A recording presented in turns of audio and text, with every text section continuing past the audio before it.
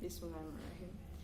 The Honorable Secretary General of the United Nations, the Honorable Representative of G20 member countries. First of all, we would like to thank German government for preparing and providing such a good service as the host of this summit. Indonesia gives the greatest appreciation for that. It's an honor for me to be able to stand here as representative of Indonesia to talk about the current dynamics of international world, as well as the cooperation of member countries of G20 Forum in overcoming and preventing terrorism. Terrorism have recently started to tangle the world, seen from the many acts of terrorism in various countries, including Indonesia.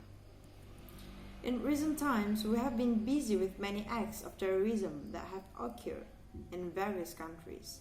Some of actions carried out were terrorism by the ISIS group in the Philippines.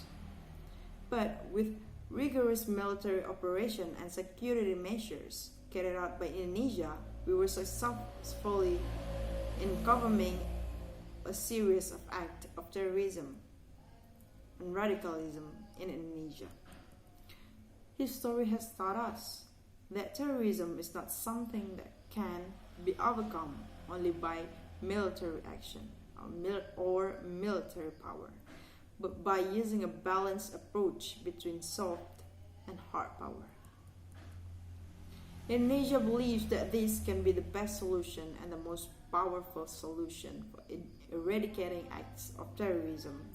Indonesia itself has implemented a de-radicalization program, and this has been proven to reduce the level of desire of former terrorists to repeat their actions.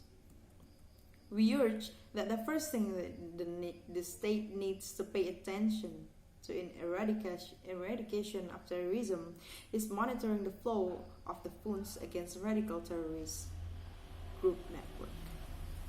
The next thing we need to pay attention is the use of information, because one of the biggest factors in ease with which acts of radicalism and terrorism spread is due to information technology.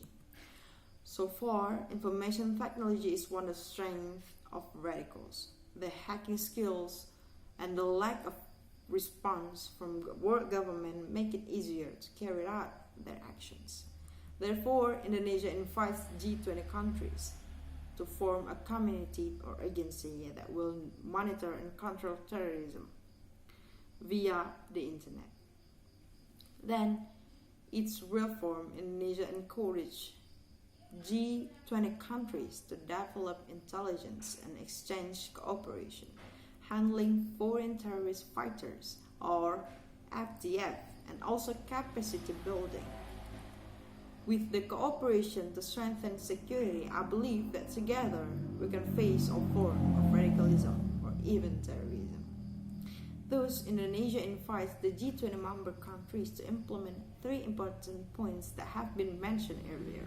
The first is monitoring the flow of funds against radical or terrorist group. The second is the use of information technology. And the third is development and capacity building in foreign terrorist fighter or FTF. That is what I can say at this great meeting. As Indonesian Minister of Foreign Affairs, I would like to thank